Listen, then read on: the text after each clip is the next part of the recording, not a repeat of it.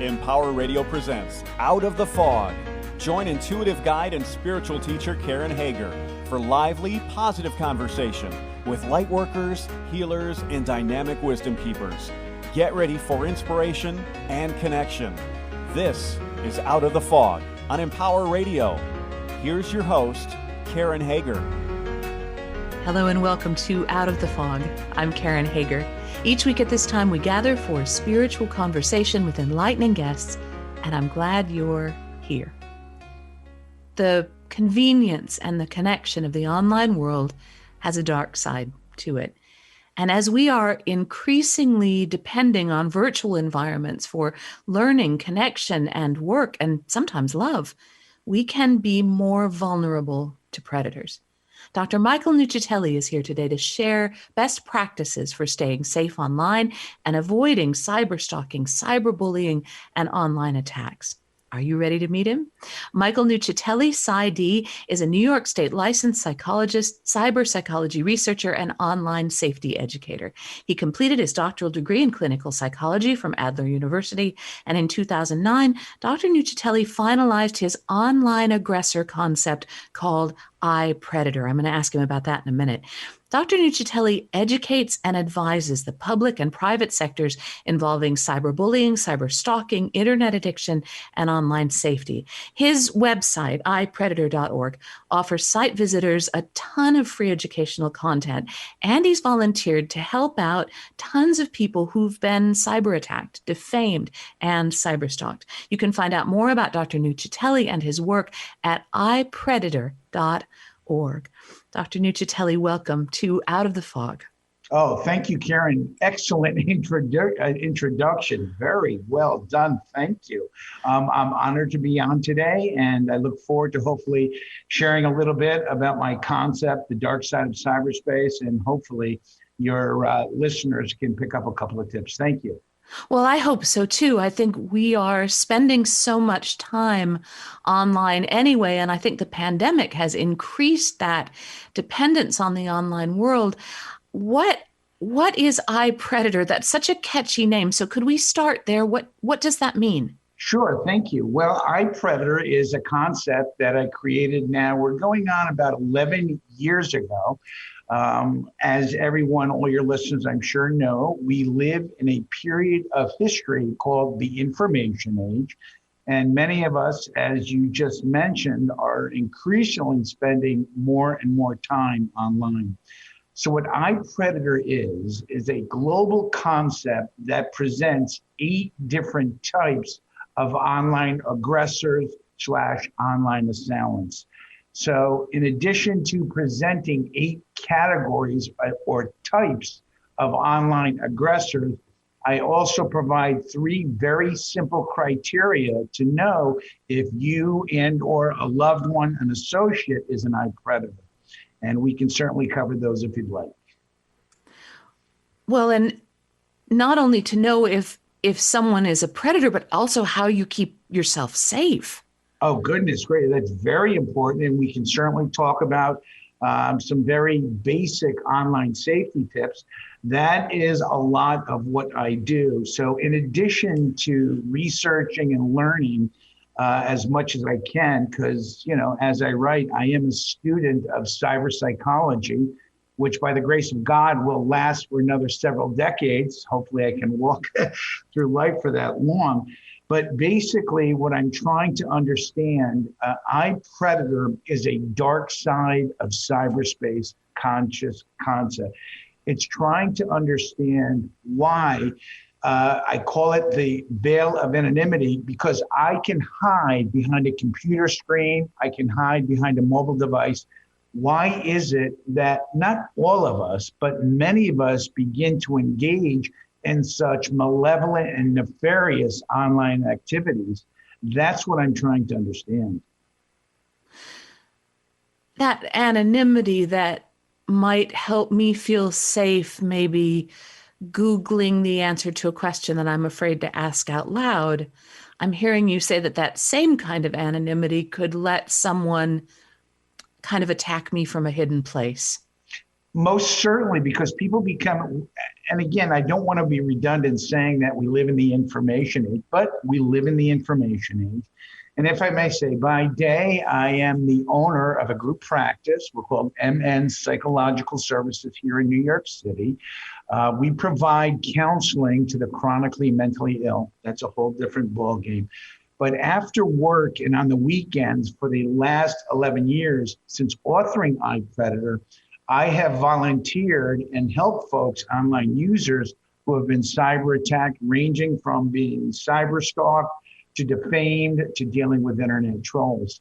So I have literally spent the last decade trying to understand why, because of this anonymity, why do some people, not all, go online and feel to have carte blanche to target, defame, and to hurt others online? I'm trying to understand that. And it just seems that each year that goes on, it's becoming, I don't want to say, Karen, that it's becoming epidemic. Certainly when we discussed briefly cyberbullying, I'm willing to possibly say epidemic proportions. But overall, a significant percentage of people are being targeted online. And I'd like to understand why. It's an interesting kind of twist on this, because instead of, yes, you're looking at safety and how we can keep ourselves safe. But if I'm understanding you correctly, I'm hearing you say, I want to get behind the thinking that leads someone to think, I'm going to reach out today. I'm going to attack somebody today. I'm going to hide my identity. I'm going to hurt somebody today. Is that right? Exactly, Karen. And what's interesting, again, because of the veil of anonymity, because people have, in their, let's say, free time, and, what the research is showing, and we don't have to talk too much about COVID, but during the past year of COVID, where quarantine and being isolated was kind of like the reality for all of us, they're now starting to come out and show that during the COVID pandemic, there was a significant increase in cybercrime, cyberstalking, internet trolling, aka internet defamation, cybercrime, and to me, the worst of the worst is online child predation and online child pornography consumption and distribution.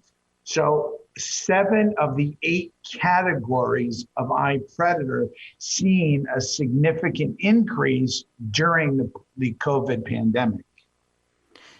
I know that part of your work is that theory that our distress when we are offline, so our sense of isolation, our sense of marginalization, or the things we can't express, or whatever that is, mental health issues that are not being treated, anger that's not being treated, that offline distress then dictates that online response. What we do online is driven by how we are offline. Excellent. And I did not send you a check to bring that up. Oh, no, I ask for money after the show. So just wait. No, thank you. It's just nice to know that folks actually take the time and learn about what I'm presenting. And exactly, Ms. Karen, it's called odor. Offline distress dictates online response. Now, obviously, I cannot back this up with statistic or research yet. Again, this is a new phenomenon.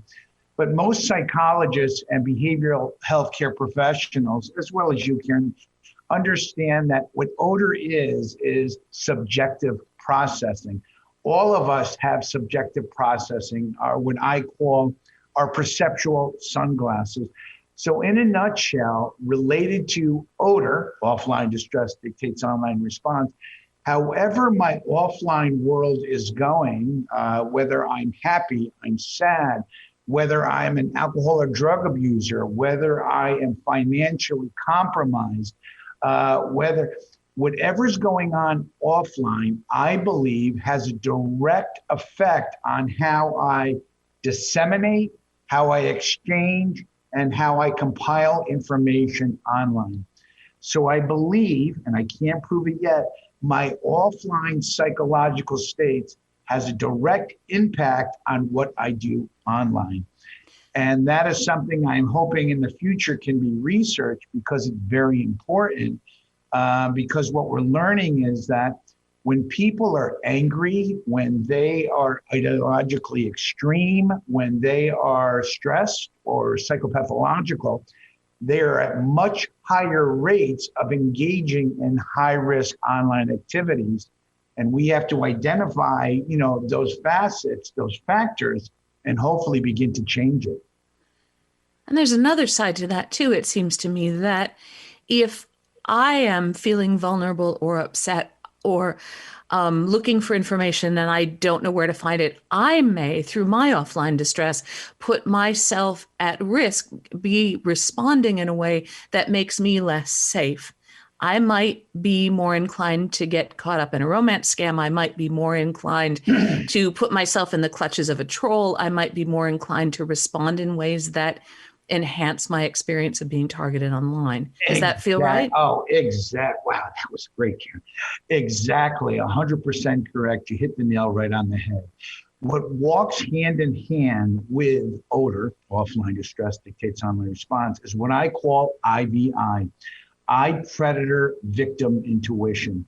So if you're an individual, let's say under odor, you are typically stressed, you are a discouraged child, or you're one of your children are discouraged or on, you yourself are experiencing significant stress due to a recent divorce, due to financial stressors, depending on how you present yourself online, IVI, I predator victim intuition, I believe the cyber attacker, the I predator, is able to quickly conclude whether or not you would be a good mark, AKA, mark to target, and to whether it be cyber stalk or to potentially engage you in a cyber criminal activity.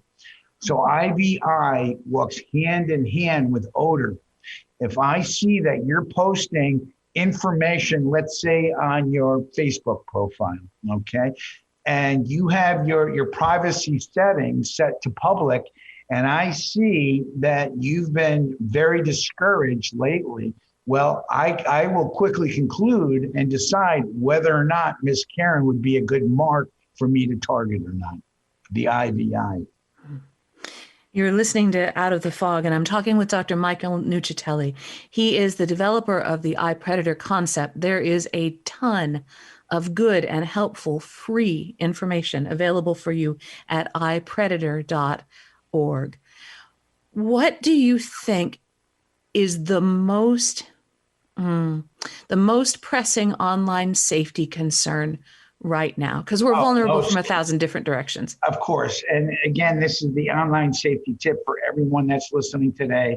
And Karen, this will be the same tip that I give 10 years from now. It's personal information. For some reason, and God bless all of us, I have done it too in the past. I certainly don't do it now, but I've done it in the past, is the personal information that you share online. There is a direct correlation between the amount of personal information you share and the probability that you're going to get to be targeted. So the key is, the recommendation for all your listeners right now is to go to your blog, your websites, your social media accounts, and make sure that you have as minimal amount of personal information about yourself, about your loved ones, about your career, so forth and so on, as possible. Now, many of us who are trying to be public figures, create an online presence, because of our business, whatever that may be, we do have to post information about ourselves. But you certainly don't have to post, you don't have to, exchange information that is personal to you. So the less personal information, the better. And number two, I hate to say this because I'm a hopeless romantic. I always have been. I think I always will be. But sexually themed content that you are sharing right now with a loved one. Now, given the fact, unfortunately, we live in a world where 50% of all marriages end in divorce, I don't know the percentage of intimate relationships, but if they're not, intimate relationship is not ending in marriage, they often fall off. So with those people that you think that you're in love with, when you're exchanging sexually themed content, whether that is sexting, whether it's provocative images, and it's even if you're creating little sexually themed video clips, God forbid if the two of you break up, because now I'm sure many of your listeners have heard about revenge porn, and then one of the most severe things that are occurring these days called sextortion. Yeah. So it is being mindful not to share any sexually themed content online. And that's so important because we feel like things are private when they're not private. We feel like when we post on Facebook, we're talking to our friends. We feel like when we're exchanging something with a lover, we're only exchanging it with the lover, and that may not be necessarily true.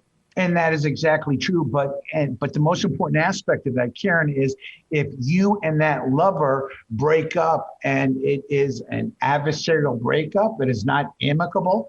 Well, in an adversarial breakup, and this has already been shown in multiple studies of research, is with revenge porn. So let's say, for instance, Karen, you and I were engaged in an intimate relationship, and I suspect you of engaging in a sexual affair with someone else, and we break up adversarially.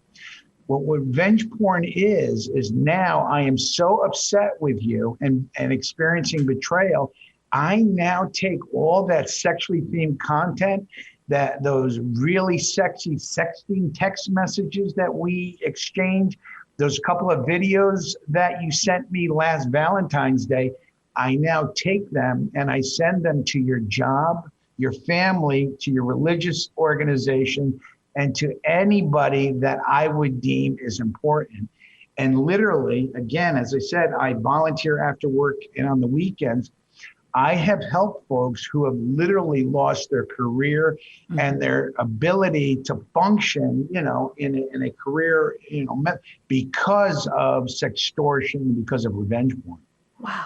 How do you get your life back after something like that? Oh goodness, I wish I could say it is extremely difficult because, as you know, content that is disseminated online, and I don't care what any reputation, organization says, anything that we put online, you may delete it, your spouse, someone else may delete it, but it is not deleted. It is essentially eternal online.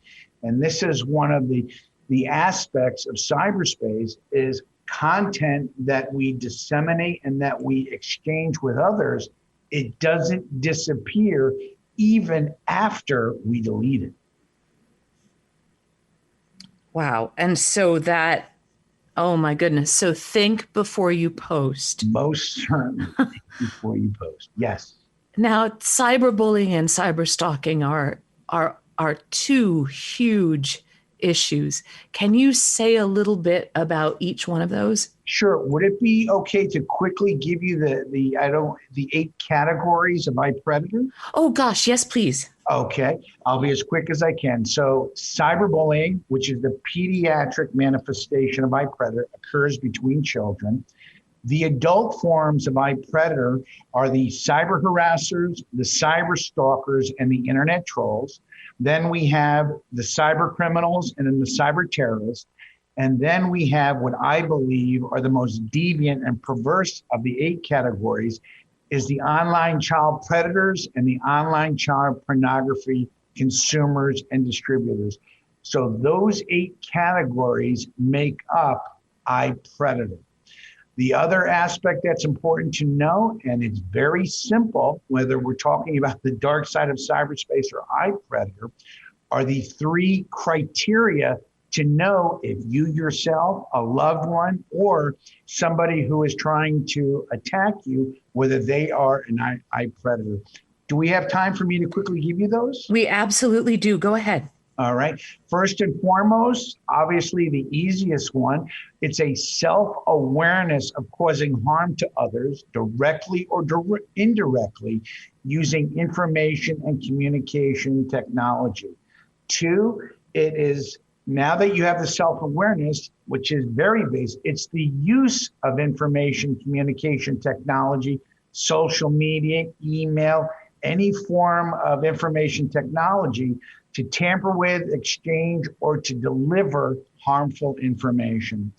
And then three, the third criteria is a general understanding of cyberspace used to engage in criminal or deviant online activities.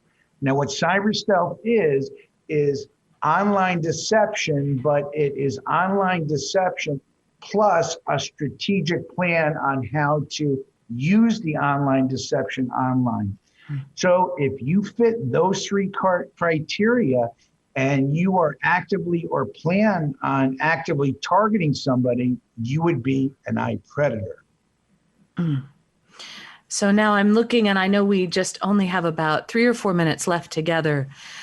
For someone who's found themselves in the clutches of an iPredator, someone who is being stalked, someone who's getting trolled, someone who's finding themselves defamed, someone who is feeling scammed or not safe, what should they do?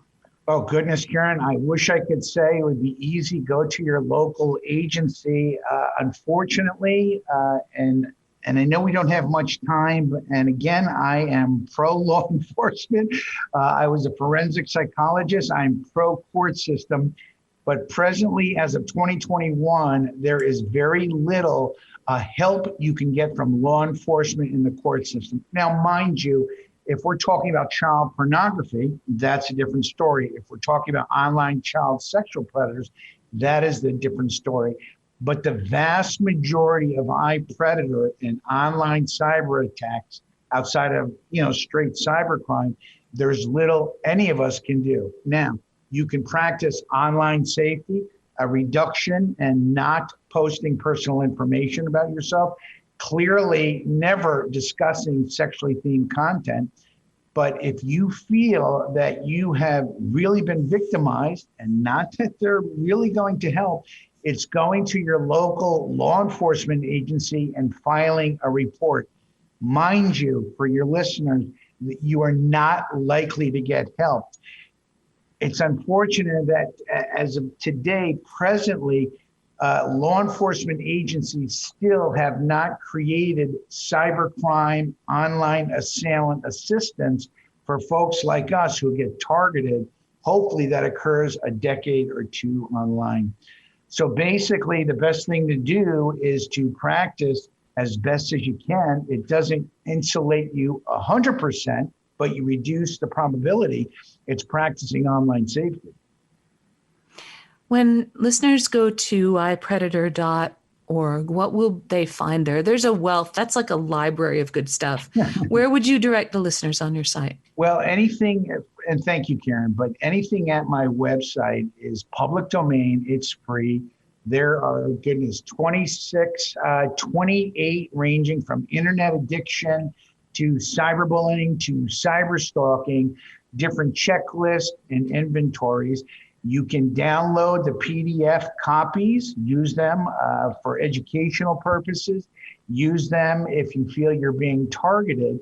And just know, as I said, everything is public domain, and you don't even have to give an email to download, print out any of my content. The only thing I ask is that you take a couple of minutes, if you visit my website, and think about what it means, the dark side of cyberspace, and how you and your loved ones, what can you do to reduce the probability of being targeted? What you said in the beginning of the interview is that all of us are spending a massive amount of time online, and that's only going to continue. That's true. Dr. Nuccitelli, thank you so much for being on the show. Oh, thank you for having me on. That's Dr. Michael Nuccitelli. His website is ipredator.org, and I recommend that to your attention. Go take a look at the resources that he's compiled over a dozen years of doing this work so that you can find ways to keep yourself safe and to get more information. There's a really good internet addiction checklist there and resources there if you think that your relationship with the online world might be becoming a little unhealthy. So I recommend that for you too. That's all at ipredator.org. And of course, you're always welcome at KarenHager.com. It's a great place to find out about upcoming classes and events. You can even book a private session with me there if you are so inclined. You can subscribe to Out of the Fog wherever you get your podcasts. You can find me on Facebook and on Instagram at Fog City Psychic. And I've started putting these podcasts up on YouTube, just the audio for now, but just to give you another way of listening to and accessing this information. And if you believe, as I do, that when we focus our positive attention on something, we really can make change. Dr. Nuccitelli was saying that how we are offline, the way we are offline affects the way that we interact in the world, in the online world. I believe that when we shift our intentions, when we shift our focus from our distress to the ways in which we can create peace, that we can make things better, that things really do change. If you agree with me on that, I invite you to check out openpeacefulheart.com. That is a website where there are tons of guided meditations for you to stream, and you can get information about the free monthly guided meditation call that my wife and I host for people from all over the world who want to come together to spend 15 minutes focusing on peace in our hearts and peace in the world. All of that is there for you free at openpeacefulheart.com. And thank you for listening today. Together we are spreading a little more light in the world, and a little more light is always a good thing. Until next time, I'm wishing you peace.